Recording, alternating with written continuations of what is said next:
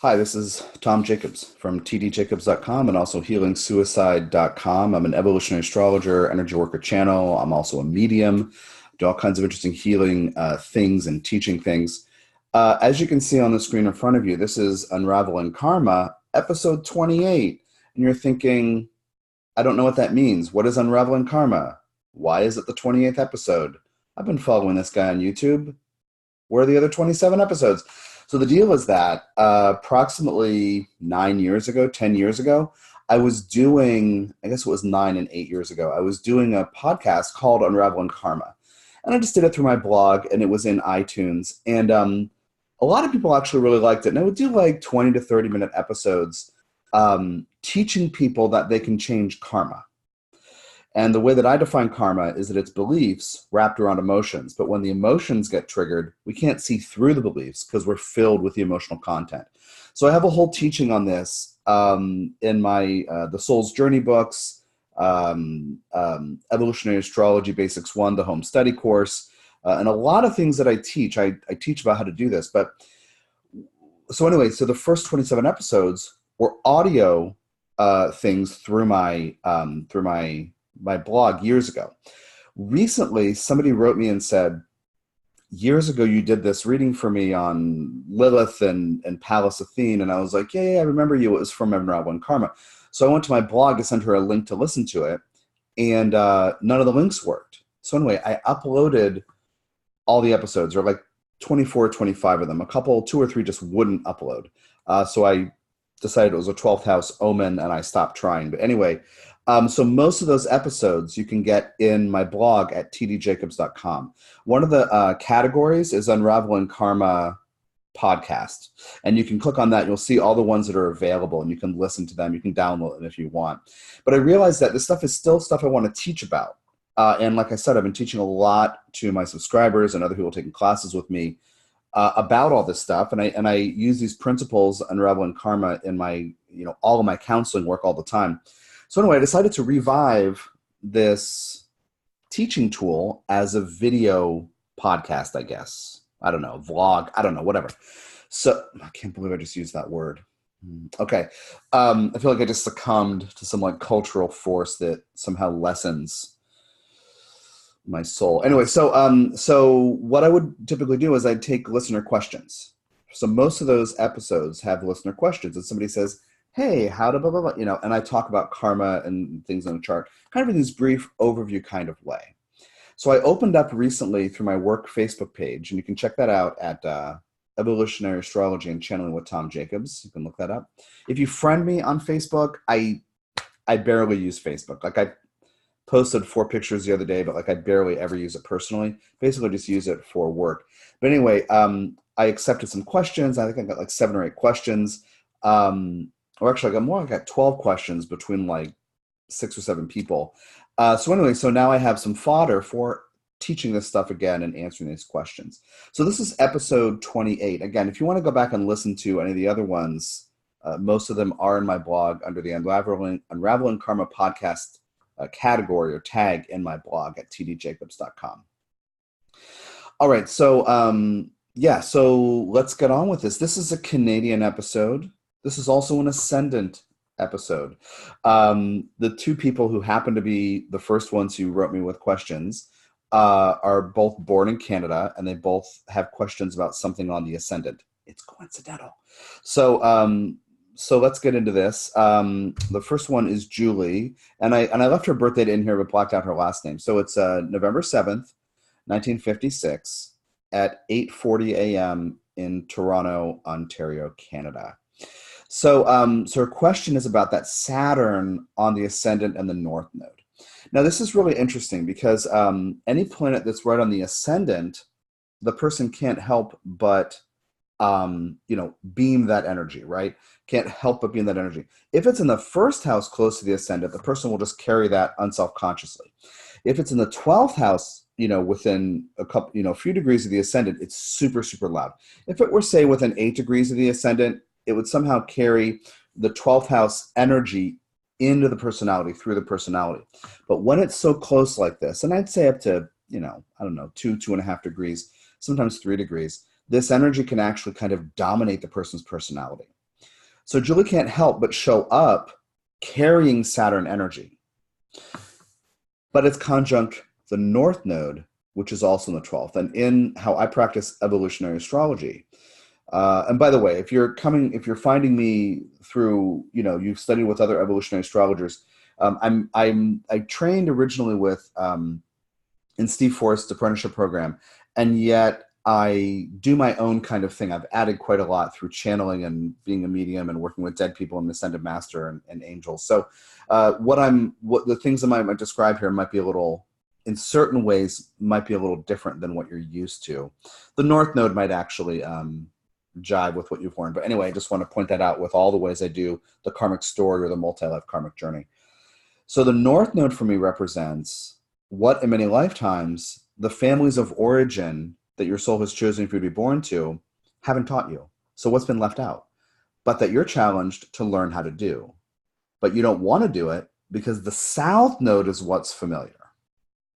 So the South Node for Julie's in the 6th house in Taurus. So the North Node's in the 6th house Taurus. North Node's in Scorpio 12th house. So it's not familiar, right, to do this North Node Ascendant 12th house Saturn bit. So in a bunch of lifetimes, nobody's taught her how to do this Saturn energy in healthy ways. So she can't help, to recap, she can't help but show up carrying this energy and maybe even beaming it into her surroundings. Like she can't help but be this energy. But in this lifetime and in a bunch of lifetimes, healthy ways of doing it have been left out. So you can think about that, like both of those principles apply to any chart. A planet conjunct the Ascendant is going to come out in personality. Person's going to carry that energy very strongly. But any planet within 10 degrees of the North Node, and I do use 10 degrees with the nodes, is something the person needs to learn how to claim and become empowered through using in healthy ways, but hasn't had healthy examples of. So what ends up happening is one gets exposed to negative examples or careless, haphazard, ungrounded, unfocused, not clear ways of doing this energy. So anybody with a planet conjunct the North Node needs to sort out negative models and say, okay, well, what is healthy about this planet? How can I own this energy in a productive, proactive way? And for any of us, our models of, how others have lived this energy around us and toward us will come up, and we have to sort through those memories and stop choosing negative manifestations. So Saturn on the Ascendant, responsibility, maturity, work ethic. With the South Node in the 6th house in Taurus, she doesn't have a problem with work ethic, I'm assuming. But this says, how can I own authority? Saturn on the Ascendant on the North Node. How can I own authority? So I'll walk into a room and other people may see me as authoritative, but if I don't sort through healthy and unhealthy examples of Saturn, if I don't think about long keyword lists and kind of sort them into 2 categories, yes, I'd like to carry this. This seems helpful and productive, column 1. Column 2, this does not seem so productive. I would choose not to carry it. If I don't sort through that, I'm just going to repeat what's been shown to me. So anybody with a planet on the North Node, it means a part of the psyche has not been validated, along with being shown models that may not be useful and productive. So what does authority look like? What should rules? What about shoulds? Should life be about shoulds? It's kind of a trick question. Am I supposed to have rigid rules for myself and everybody else? Am I supposed to be controlling? South Node in the 6th house wonders that too. A house associated with Virgo. Houses, signs, planets are not the same, but it's associated with all the, 6th house is all the parts of life where we learn that control can help us. Being specific about things, being a good team member, backburnering, ego, to some degree. So how controlling should I be? Well, how rigid should I be? Well, what if there's a rule and somebody breaks the rule? Well, what if there's a rule and I break the rule? So this is kind of like, it's almost like we could say there's an accelerated need to get to the bottom of what Saturn can look like, right? Not what Saturn should look like, but what feels good about Saturn energy. So, Julie, you should pour through keywords about Saturn and then evaluate your habits and your assumptions and make different choices. So go through the whole keyword list of positive, negative things. And when you find this, where astrologers have written them down, or if you compile your own list, they might be mixed up a little bit. Sort it out and say, that sounds good. That one, maybe not so good. I can try to catch myself in that, right? So that's the kind of strategy to choose healthy patterns of using Saturn energy. Again, you can't escape it, which sounds like bad news, especially when we're talking about Saturn energy. So I'll say it a second way, kind of another way of looking at it. You have the opportunity to carry Saturn in a way that's healthy. You have the opportunity of sorting through all kinds of examples of Saturn energy and making choices that make you happy, make you feel fulfilled by applying hard work, work ethic, long-term plan, long-term vision to create something that matters to you. And I think you've heard this from me recently, and I'll just share this with everybody else here too. I'm thinking about the Saturn archetype with these several questions. What do you want to see more of in the world? Number one. Number two, are you now, or could you through hard work and sacrifice and time become that person? Like, are you now that kind of person who can bring, or could you become that person? Number three, if yes, if you are or could become, do you want to do it? And that gets into that sense of responsibility, building something in the world, but also ambition and desire, and not losing yourself in the idea of responsibility or obligation or something like that. Now, this is in Sagittarius on the Sagittarius Ascendant. So to develop faith in your own abilities, to give yourself room to expand through hard work and diligent focus, maturity, rules, but the right kind of rules, or let's say structure and strong intentions, to kind of create a space in which you can feel that you are creating something that matters to you, that you can bring something to the world that matters. And this is your ascendant, so it's you, how you operate in the world. But again, conjunct the Saturn, the Scorpio North Node, you haven't been shown models of it. So sorting through it is the whole thing.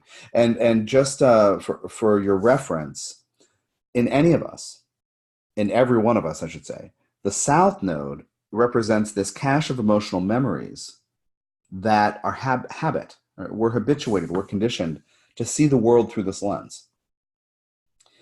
The North Node, we're like, well, I don't know why I would want to do that, right? It's the opposite of what we're shown over and over again. You can think of it as a kid, one kid on a seesaw or teeter-totter on a playground.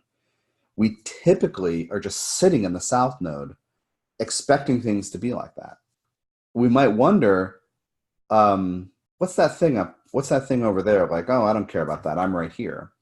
But we have to learn how to kind of go back and forth and learn how to integrate so we're more balanced. So we're not sitting on one end of it, but we're more able to move back and forth and have both of these parts of us, be active. And because there's a resonance, I'll add this in here, there's a resonance of Saturn idea of responsibility and sixth house South Node idea of obligation or duty. I think they can both kind of have these keywords overlapping. Part of that sixth house conditioning that's so strong, right, in that kid sitting on the one end of the seesaw, part of that will be an expectation that you have to do things. So when I say to you, oh, well, Saturn is about the opportunity to, blah, blah, blah, figure out what you'd like to create. Part of you might not feel you have the freedom to choose what you create. And that's part of the unraveling this karma. When I say unraveling karma, changing our beliefs, right? Unraveling what we believe something means. And one of the things that Saturn conjunct the North Node can mean in a person is, I haven't had in many lifetimes the opportunity to choose to be responsible for something that matters to me. Like I said a minute ago, what do you want to see more of in the world? Could you become that person? Do you want to? In some lifetimes, you don't have the option. You might be locked into what is expected of you. So that's just an overview of how to get into this and work with this. For those of you who want to understand more about your own karmic journey, your nodes, planets conjuncted, the Soul's Journey Soundbite is a half an hour audio reading that I offer. People love these. It's a soundbite, but it's your soul's journey. And I go through and teach you how to understand the path that your soul set out for you. So those are available at tdjacobs.com on the consultations page. And also, well, if you want to learn how I do this, that's if you want your own reading. If you want to learn how I do this, there are two main things to recommend to you. The Soul's Journey Soundbite database, which is a searchable online teaching tool that once you have a membership, then you get a password and you can listen to over 500 at this point, but there's quite a large number waiting when I have some time to do a lot of data entry. You can listen to the MP3s of me going through people's karmic story. Pluto, house sign and aspect, and if it's retrograde. South node of the moon, again, house sign and aspects. South node ruler by sign, house sign aspects, and if it's retrograde. And north node, to talk about what these karmic pressures are and how to unravel, how to change karma. So that's if you want your own reading, Soul's Journey Soundbite. If you want to learn Soul's Journey Soundbite database. And you can search, you can say, I want to know all the ones with the south node in the sixth house. And then Saturn conjunct north node. You can search for that. And the other thing to go with the teaching tool is the Evolutionary Astrology Basics 1 course, which explains my model of soul, karma, reincarnation, and then teaches you the rudiments of how to understand Pluto, south node ruler, north node in a chart, and starts you on practice. And in time, I'll have EA Basics 2 home study as well. And then once people go through that process, I'll do intermediate 1 again. So you can advance and practice with me in live classes. So anyway, so Julie, thanks for sending your question in. And I hope this is helpful to you. So let's move on to our second Canadian-born person today. And this is Sarah. Friday, May 11th, 1984. 8:30 p.m. in Vancouver, British Columbia. So her question is, I'm paraphrasing, what's the deal with this retro Mars on the Scorpio Ascendant in the first? I think her question was, how does this affect my Ascendant and my personality? And so this is less about karma, but it actually kind of is. I'm going to weave it together. The basic idea is when you have a planet in the first house, you're, as I said in Julie's explanation, you're carrying that planet loudly. And you can't help but show up as that planet. With Mars, we're talking about the energy of the warrior. We're talking about the fighter, the rescuer, the defender, the person who's quick to anger, the person who, I think of Mars in the first house as a kind of perimeter alarm. You don't realize what's going on until it's going off and you're like, wait, what's happening? Or kind of like internal toxicity alarm. I think of it better than a perimeter alarm. I think of it as a carbon monoxide indicator. Like with a smoke alarm in your house, I don't even have one there. With a smoke alarm, it detects smoke. And so you might know, oh, I just burnt the toast again, the thing's going to go off. But with carbon monoxide, right, the silent killer, you can't know that. So it goes off and you realize there's a problem. Mars in the first is like that. Mars can be like that in anybody. But Mars in the first, the house of the body, can have this sense of something's wrong, something's not right. And then you realize some energy or emotion or pressure or physical thing is really uncomfortable. So there's a lot of unconscious response with first house planets, especially when Mars is there. So it's in Scorpio, on the Scorpio ascendant, so you need to tell the truth, right? It's a generic way of talking about a healthy Scorpio thing. You need to part veils and figure out what's really going on in a given situation. But again, you might have a response before you understand what's happening. And any planet in Scorpio, on a Scorpio rising, will have radar for what's going on under the surface, for subtext. So you might not know what's happening, but you're responding negatively to something. That's kind of the baseline here. But it's retrograde. So it works in a way that's different. Some people will teach retrograde planets are focused internally, or they don't work right, or something like that. And the way I like to think of it is, they're not quite sure what they should be doing, so they're pausing or hesitating and looking around or just avoiding being aware of it. But mostly they're like looking around at what seems normal, and then they might copy what looks normal because, I mean, that person's Mars seems okay, right? But there's an internal sense of, I don't know how to do this. I'm not sure what the right thing to do is. So we're talking about self-assertion, Mars saying yes and no, having an internal sense of this works for me, that doesn't, that kind of visceral body-centered awareness that says yes and no, Mars in the first house, right? But again, being affected by subtext, what people mean, regardless of what they say, what people feel, independent of what they're communicating with their words. Because this Scorpio rising and the Mars in the first house in Scorpio, you're going to pick up on that stuff. And also to some degree with the Scorpio the Scorpio Saturn in the 12th house to some degree. And then of course with the Libra moon, you're sensitive to how others are functioning. And then you have a Sun in the 7th, so you're aware of others, and Chiron in the 7th, you're super aware of others. So there's all this stuff kind of in a Pisces IC, Pisces bottom of the chart. So there's that sense of, when I relax, I open energetically. So there's a lot of stuff in your chart that says, I'm aware of these other people or anybody else, everybody else. This Mars may react defensively before you understand what's happening, before you have any idea what's going on. And then later you have to sort out, why was I defensive? Or why did that argument happen? Or why did I let that happen? Like, why didn't I say no to that? In retrospect, I clearly understand I didn't want to do that, or that wasn't right for me. So how you use your will, how do you embody yourself, how you inhabit your body, how you say yes and no, how you feel, essentially how much you trust yourself has a huge part to do with this Mars retro. Do you look around, like when somebody in your life, you say, hey, let's go out on Wednesday, and the person says, no. Like, how do you respond to that? If somebody says, hey, let's go out on Tuesday, and you say, you're not sure if you get to say no. That's part of the retro Mars in the first. And then because of Scorpio energy here, you might go down deep and say, well, wait a minute, what should I be? Wait a minute, what do I feel? What do I feel? What is my body telling me? What is this heat or this cold or this chill or this, why am I trying to cover my heart or my belly?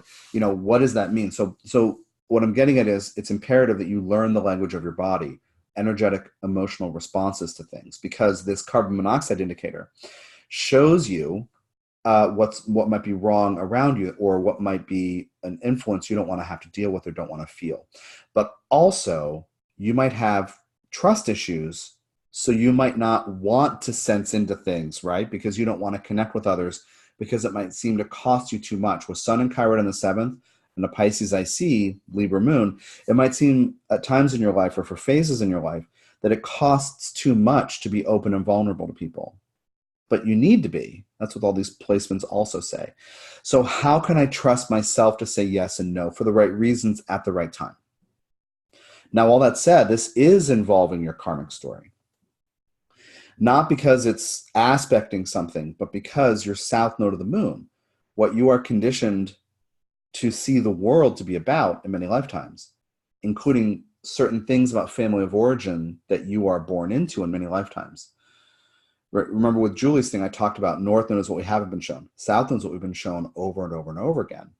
And we've been conditioned, this is how the world is. First house is the house of Mars. But it's conjunct retrograde Uranus. So change, trauma, shock sometimes, but trauma. You are born into a family system where people don't know how to safely inhabit their bodies. There's no fault in this. There's no criticism for me about this. But you in a bunch of lifetimes with your family system have karmic contracts to figure out what to do with trauma. Could be accidents, could be stuff about sexuality. It could be just feeling displaced, like moving around a lot. Sagittarius says we might move far. Uranus says constant change. But it can also be accident prone, or people not knowing how to manage their anger and lashing out at each other. Or it could be traumatized people who pass it on to others, right? I didn't realize how cruel I was to you when you were a kid, one of your family members might say, because I didn't know how to handle my own dissociation or my own feelings or trauma, right? So throughout generations, you're all trying to figure that out. And in many lifetimes, you're shaped by that. So if I say to you, Sarah, be in your body, trust your body. Well, with that south node there is an issue for you in a bunch of lifetimes. How can I sit still and trust my body? How can I do that? And again, it's no character flaw or indictment. It's that you are here to learn how to clear energy and be in your body. So that retrograde Mars actually calls up a super important thing about your multi-life journey that you may not have known how to deal with. And I'll also tell you, I think you recently had a Soul's Journey soundbite, so I would have gone into this. But one of the things when somebody has Uranus conjunct the south node, and then Chiron conjunct the north node, many times they're born into family systems where there's a lot of change and stuff happening, and people might be on the go, whatever. But Chiron is that thing that's far away that I don't have healthy examples of. Chiron is actually holding space for emotion, letting ourselves feel what we feel, and letting it unfold in the way it needs to. So being on the go, bouncing off each other, lots of change, even sudden change, even trauma. That north node in the 7th says I need to work with others and build bridges and build connections and partnerships, but it's conjunct Chiron. So I've never been taught how to deal with emotion, how to actually process emotion, grieve, how to sit and let a feeling be there, how to let myself cry when I need to. So I say to you, get in your body with this Mars, but we have to acknowledge this whole other dynamic that's going on for you. So thank you, Julie and Sarah, both for your questions. I really appreciate your interest, and we're coming to the end of episode 28 of Unraveling Karma. Again, check out most of the other couple dozen episodes in my blog under the Unraveling Karma podcast tag. And also, you can get your own Soul's Journey soundbite. I'll tell you your karmic story in it's up to a half an hour of an audio and MP3 reading. And also the Soul's Journey soundbite database, where you can listen to, at this point, over 500 of other people's Soul's Journey soundbites, and it's a searchable online data set. I want to know all the people who have Uranus conjunct the south node in the first house. You can look that up and then listen to those soundbites and how I delineate this and how I teach this. Or what are all the ways that Tom describes Chiron conjunct the north node when he's talking to clients? It's in the database. So anyway, thank you for your time and energy. You can check out what I'm up to at tdjacobs.com and also healingsuicide.com. Take care and stay tuned for more.